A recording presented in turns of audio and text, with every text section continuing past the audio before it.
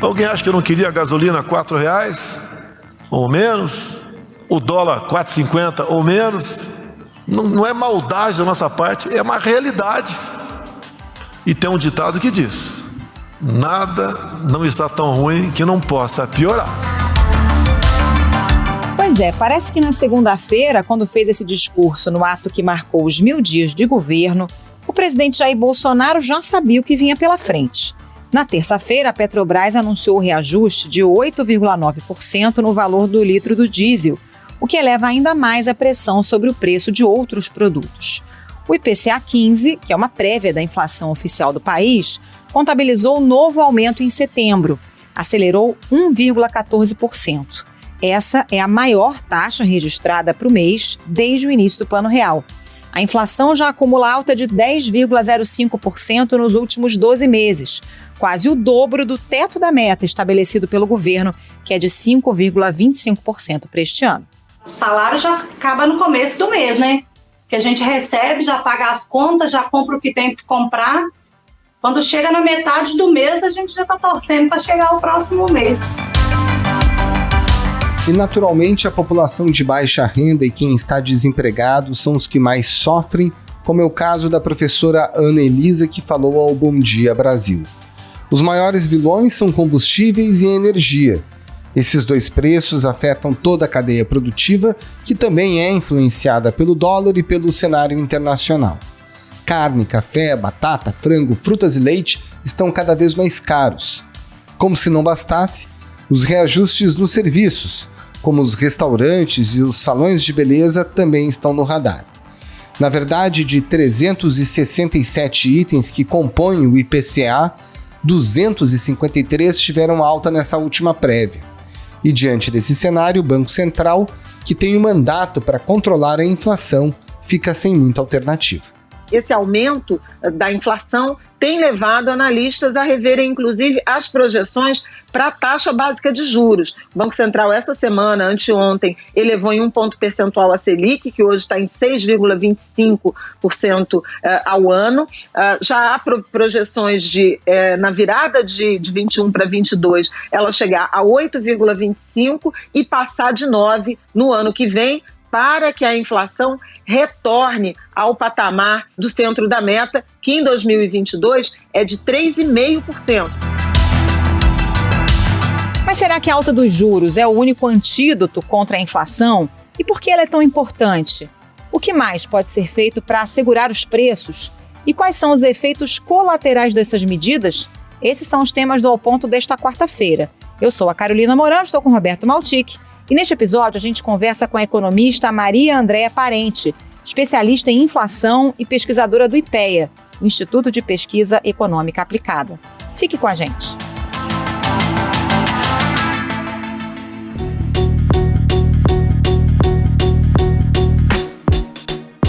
Pesquisadora Maria Andréa Parente, a gente já sabe, né, que os combustíveis e a energia têm pressionado muitos preços, como o exemplo do aumento do diesel mais de 8% na terça-feira.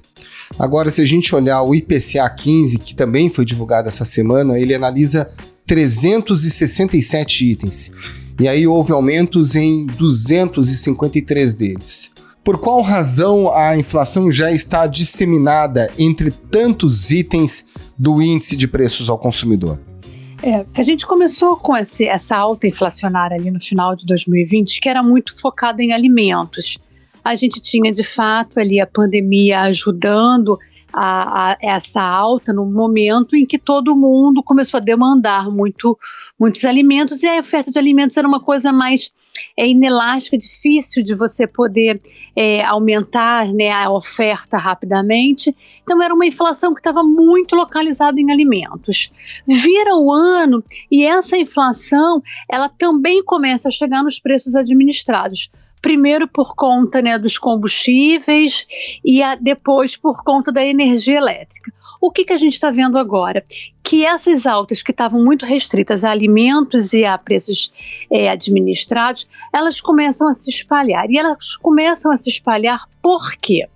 Quando a gente está falando de alta de preço de combustível, a gente está falando de alta de preço de frete.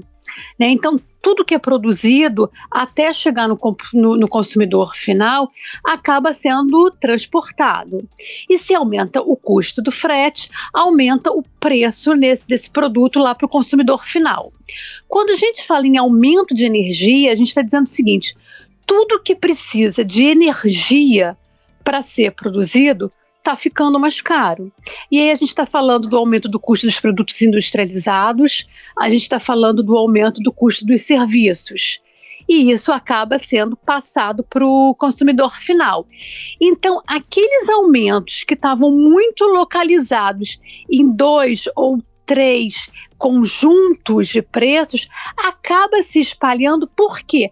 Porque esses 2 ou 3 conjuntos de preços, pela sua própria característica, acabam irradiando esse aumento nos outros segmentos de preços da economia. E se a gente projetar para os próximos meses, quais desses produtos ou itens tendem a continuar subindo? E há outros itens ainda não contabilizados que podem ser também fator de preocupação, além desses que a senhora já citou? O caso dos alimentos é o que a gente tem uma perspectiva, não é que eles vão cair de preço, mas que esses aumentos que a gente viu tão fortes, eles vão começar a perder um pouco de força, né? O efeito climático vai trazer menos impacto negativo para essa produção de alimentos, então a gente pode ter alguma ajuda. O petróleo e a energia é um pouco mais difícil. O petróleo, a gente até consegue ver no mercado internacional uma acomodação do preço do barril de petróleo. Mas a gente tem que sempre lembrar que o preço internacional é um componente que define o preço interno, né? A gente também tem o câmbio. E o câmbio, nesse momento, a gente ainda está num cenário de muita incerteza. A cotação da moeda americana subiu para R$ 5,42. É um termômetro da saída de dólares do país. A energia elétrica também. Por quê? Porque mesmo que aí comece a ter uma melhora no regime de chuvas, os níveis dos reservatórios estão tão baixos que até a gente conseguir chegar de volta para um nível que seja razoavelmente satisfatório, vai demorar muito tempo. Então a gente ainda vai ter essa conta de energia aí pressionada. E aí a gente volta àquilo que a gente já falou inicialmente. Energia e combustível pressionando, eu continuo tendo uma pressão extra nos demais preços da economia. Então, nesse momento, a gente vê, de fato, um refúgio vindo maior de uma desaceleração de preços de alimentos, né? Os demais itens, eles ainda seguem pressionados. E a gente não pode esquecer do setor de serviços, que é um setor que foi muito afetado na pandemia. E nesse momento que a gente está com a vacinação crescendo, com a população brasileira de fato sendo imunizada e as medidas de restrição, de isolamento social, elas estão ficando cada vez menores, os serviços, eles vão ganhando força, e essa demanda de serviços voltando vai abrir aí algum espaço para que esse aumento do custo de produção dos serviços seja repassado para o consumidor final. No setor de serviços, a gente consegue definir os chamados vilões, porque a gente sempre vê os vilões, né? A carne como vilão, o óleo de soja como vilão, o arroz. Nos serviços também tem isso? Nesse momento, o que a gente enxerga, vamos dizer assim, como vilão para os serviços, são aqueles serviços que ficaram muito afetados na pandemia e que agora vão começar a ganhar um pouco mais de dinamismo. Que setores são esses? Alimentação fora do domicílio. Vamos lembrar que a alimentação fora do domicílio, além de ser um serviço, eles têm como insumo fundamental o preço do alimento por si só, que é algo que está subindo. Então, é um setor que tende a pressionar. Fora isso, tudo aquilo que a gente chama de serviços pessoais, que são desde cabeleireiro, manicure, até todos aqueles serviços ligados à recreação.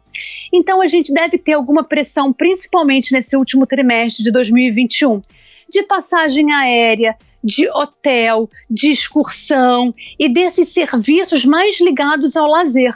Por quê? Porque foram aqueles serviços que mais sofreram na pandemia. Muitos agora que estão voltando porque, de fato, com a circulação das pessoas, esses serviços estão começando a ganhar um pouco mais de corpo. Então, eu acho que, nesse momento, quando a gente olha para os serviços, os grandes vilões são esses que a gente chama de serviços prestados a famílias, né? Os serviços pessoais. Até porque os outros serviços, principalmente aqueles ligados, né, à prestação de serviços para a empresa, eles acabaram sendo de alguma maneira preservados durante a pandemia, né? Foi justamente esse segmento de serviços prestados a famílias que mais sofreu, que é o que tem que se recuperar agora, que deve se recuperar com mais força nesse último trimestre do ano e que deve puxar essa inflação de serviços. O Banco Central subiu pela 5ª vez seguida a taxa de juros e sinalizou que não vai parar por aí. O objetivo é frear a inflação, que está perto de 10% nos últimos 12 meses. Essa já é a 2ª reunião em que os juros sobem em 1 ponto percentual. A taxa agora foi para 6,25% ao ano. Bom, vamos falar um pouco então desses antídotos ou das tentativas para tentar frear a inflação, e a gente começa pelo beabá. Quando há um aumento disseminado de preços, como agora acontece, a gente tem os juros, né, para auxiliar a frear a inflação. De que forma isso acontece? Os juros servem basicamente para inibir o tomador de empréstimos. Então, aquela família que está pensando em se endividar para poder consumir, ela acaba repensando essa ideia, porque com uma taxa de juros mais alta, você tem um custo mais caro para esse capital, e isso pode acabar inibindo essa família de tomar um empréstimo, e você gera uma contração de demanda. Isso é o primeiro canal que os juros atua. O segundo canal que os juros atua sobre a inflação é o que a gente chama de diferencial de juros. Quando sobe os juros no Brasil, a diferença dos juros pagos aqui e dos juros pagos no mercado internacional, ele fica maior. E isso acaba estimulando que você receba investimentos externos. Por quê? Porque botar o dinheiro no Brasil traz uma rentabilidade maior. Se eu trago mais investimento externo para o Brasil, eu faço com que o real acabe se valorizando. E esse real mais valorizado acaba segurando um pouco a inflação. E segura a inflação por conta de 2 fatores. O primeiro fator, aquilo que eu importo fica um pouco mais barato. E eu também desestimulo as exportações. Então, uma parte do que é produzido aqui dentro, em vez de ser exportado, acaba ficando aqui, aumenta a oferta desses produtos no mercado interno. E isso também ajuda a controlar a inflação. Pois é, a gente está com uma taxa básica de juros em 6,25% ao ano. Na última reunião do Copom, a elevação foi de 1 ponto percentual. Havia gente no mercado que esperava uma alta até maior, mas a ata do Copom até faz essa ponderação, né, que a autoridade monetária ponderou subir os juros para além desse ajuste de 1 ponto, mas chegou à conclusão de que 1 ponto seria suficiente. Na sua avaliação, haveria necessidade de um remédio mais forte nesse momento, de uma alta mais acentuada dos juros, ou que esse viés de alta tivesse começado ainda antes do que foi feito pelo Banco Central? Eu acho que o problema de você olhar esses aumentos da taxa de juros é o seguinte: o cenário inflacionário brasileiro, ele está se alterando drasticamente e muito rapidamente. Então, se você olhar o que a gente estava prevendo de inflação há 3, 4 meses atrás e o que está acontecendo hoje, você vai ver que já está com uma diferença enorme. Então, nesse momento que está tudo muito dinâmico, acho que o Banco Central está optando por um caminho um pouco mais conservador, no sentido de vamos dar um passo de cada vez, porque a realidade tem se mostrado tão diferente da projetada, às vezes 1, 2 meses antes, que pode ser que alguma coisa que a gente esteja fazendo hoje, achando que vai acontecer daqui a 1, 2 meses, pode não acontecer. Então, eu acho que é muito por aí que o Banco Central está se balizando. Um outro ponto também é o seguinte: quando você fala em aumento de taxas de juros, é claro que para o Banco Central a função dele é trazer essa inflação de volta para essa meta, ou pelo menos para dentro da banda de tolerância. O IPCA 15 avançou 1,14%, é a maior alta para esse período desde o lançamento do Plano Real há mais de um quarto de século e também o maior IPCA 15 deste ano. Os preços dos alimentos também avançaram. Em 12 meses, o índice acumula alta de 10%, quase o dobro do teto da meta do Banco Central. E ele só tem os juros, né? O único artifício que o Banco Central tem, o único instrumento que tem mais efetivo, ele até pode usar um pouco de compulsório, mas o que ele tem de mais assertivo é taxa de juros. Só que por mais que o Banco Central saiba que o que ele tem que fazer, e ele sabe que ele tem uma autonomia que faz com que ele possa, né, definir a taxa de juros de acordo com uma meta, a gente não pode esquecer que a gente está num período que a gente está até com um crescimento bom para a economia projetado para 2021, mas a gente já está com uma previsão pior para 2022. E tomar uma atitude que é subir muito uma taxa de juros nesse momento para segurar uma inflação, pode ser que ela não seja tão eficiente assim e eu ainda posso comprometer o meu crescimento do ano que vem. Então, nesse momento, eu acho que o Banco Central está ponderando várias coisas, né? Por isso que ele acho que está sendo até um pouco conservador nessas subidas um pouco mais, né, escalonadas, mas sempre dando indicativos de que necessariamente novas subidas vão ter que acontecer. E tem mais um último ponto que a gente também não pode esquecer, que é o seguinte: o cenário de inflação para 2022 é um cenário até então, digamos assim, não posso dizer que é um cenário benevolente, mas é um cenário bem mais confortável do que 2021. E o último ponto é que a taxa de juros, ela ajuda muito quando a gente tem uma inflação de demanda.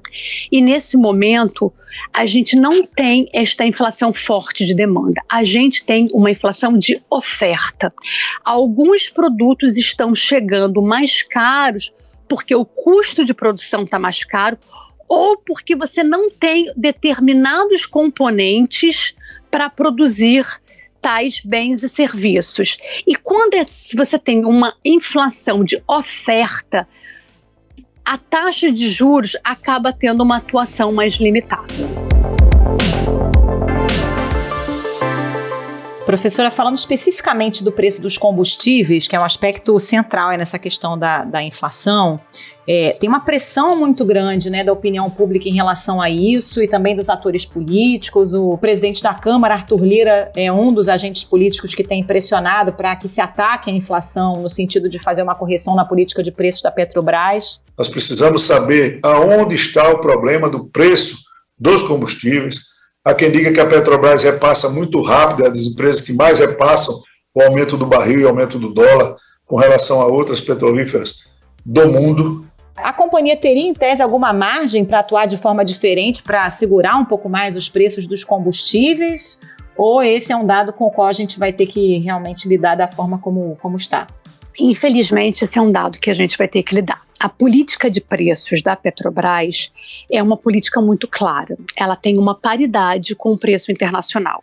E, de fato, essa é a política mais apropriada para a Petrobras. Então, tem um fator que, de fato, independe da Petrobras, independe do governo brasileiro, que é a cotação do petróleo no mercado internacional. Se a OPEP decide produzir menos, esse barril de petróleo vai subir e o Brasil não pode fazer nada. Se o mundo começa a crescer muito e a demandar muito petróleo, o Brasil não pode fazer nada. Vai subir e esse aumento vai ter que chegar aqui no Brasil, porque esta é a política, é uma política de paridade. Agora, isso é uma parte do preço do combustível. A outra parte é câmbio. E câmbio, aí sim o governo pode fazer alguma coisa. Em que sentido? O governo pode sinalizar para o mercado que aqui é um governo que está comprometido com um crescimento sustentável de longo prazo, que é um governo que está fazendo as reformas necessárias para melhorar o investimento, para melhorar a atração de capital internacional, que a gente tem uma política fiscal, que é uma política, né, de austeridade, que é de não gastar mais do que aquilo que se arrecada. De fato, esta é a parte que o governo pode sim tentar utilizar para segurar um pouco o preço do combustível.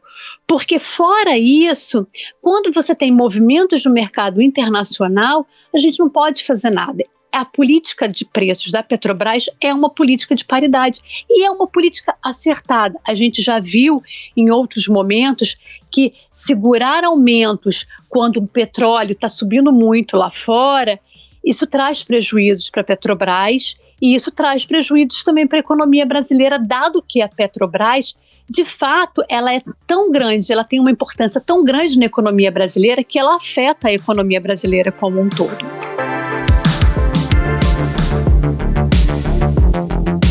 A senhora acha que é possível atuar no controle da inflação também por meio de um choque de oferta? Porque, por exemplo, o colunista Lauro Jardim do Globo trouxe a informação de que o ministro da Economia, Paulo Guedes, estaria estudando reduzir impostos de importação.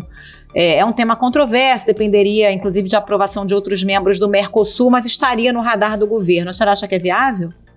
É sempre viável, porque se você diminui o seu imposto, né, você faz esse produto chegar mais barato.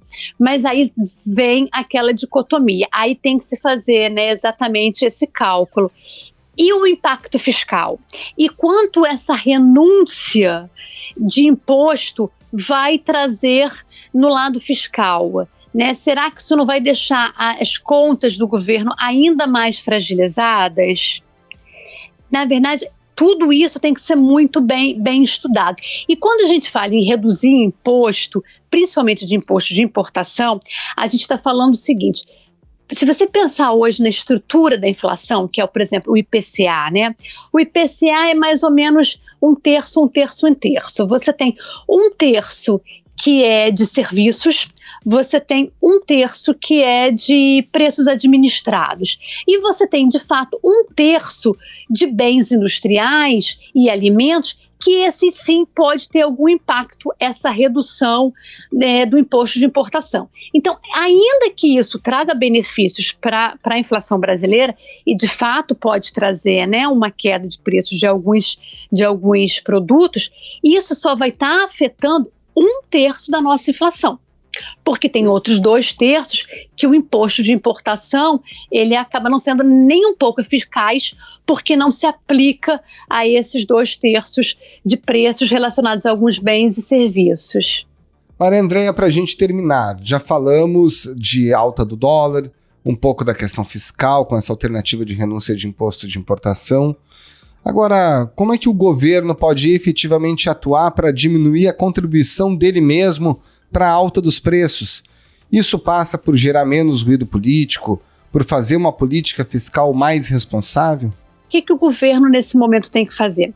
Eu acho que o governo ele tem que focar naquilo que é estritamente necessário, né? É claro que um governo tem sempre várias arestas para parar, tem vários caminhos que ele tem que monitorar, mas nesse momento a gente tem que o governo tem que elencar o que é prioridade. E o que é prioridade nesse momento? É trazer essa economia que está começando a sair de uma pandemia, que está com um bom crescimento projetado para esse ano, que por mais que você tenha uma revisão de queda, de projeção de crescimento para o ano que vem, a gente ainda está falando de um crescimento aí de 2%, que não é nada desprezível, mas ele tem que focar nisso, em sinalizar que a gente está entrando numa trajetória de crescimento sustentável de longo prazo. E como é que isso tem que acontecer? Isso tem que acontecer via reforma. Então, tem que deixar um pouco de lado as outras coisas que são menos importantes nesse momento, aquelas reformas que são menos importantes, ou gastar uma energia que o governo às vezes tem gastado para poder combater assuntos com menor relevância e focar naquilo que importa, que é uma reforma tributária, que é uma reforma administrativa, não essa reforma que está aí, mas uma reforma que de fato traga benefícios para a economia brasileira, né? E que sinalize que a gente está entrando numa trajetória de crescimento que ela é sustentável ao longo do tempo. Isso vai fazer esse dólar baixar, isso vai fazer esses investimentos voltarem. Acho que a gente avançou bastante nesses últimos anos na parte de infraestrutura e de regulação. A gente está cuidando desse mercado, está regulando o mercado, está fazendo com que esse investidor estrangeiro tenha mais segurança de fazer um investimento no Brasil. A gente está avançando bastante nessa parte de infraestrutura, que sempre foi um gargalo para o crescimento econômico, só que agora a gente tem que começar a focar um pouco mais também nessas reformas que vão trazer essa confiança para o investidor estrangeiro e para o próprio investidor nacional também, né? Que esse empresário tenha confiança de que ele pode aplicar o seu dinheiro aqui e que esse dinheiro vai trazer o retorno que ele espera.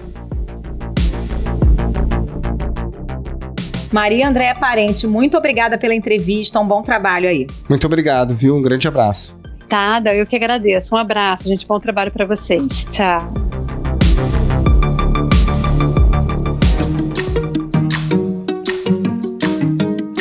Esse foi o Ponto de hoje, o podcast diário da redação do Globo. Nessa conversa a gente conta com a participação de toda a equipe do jornal, as mesmas pessoas que levam até você informação e análise de qualidade todos os dias. Quer saber mais? Assine o Globo. Acesse assineoglobo.com.br e confira todas as notícias e reportagens especiais.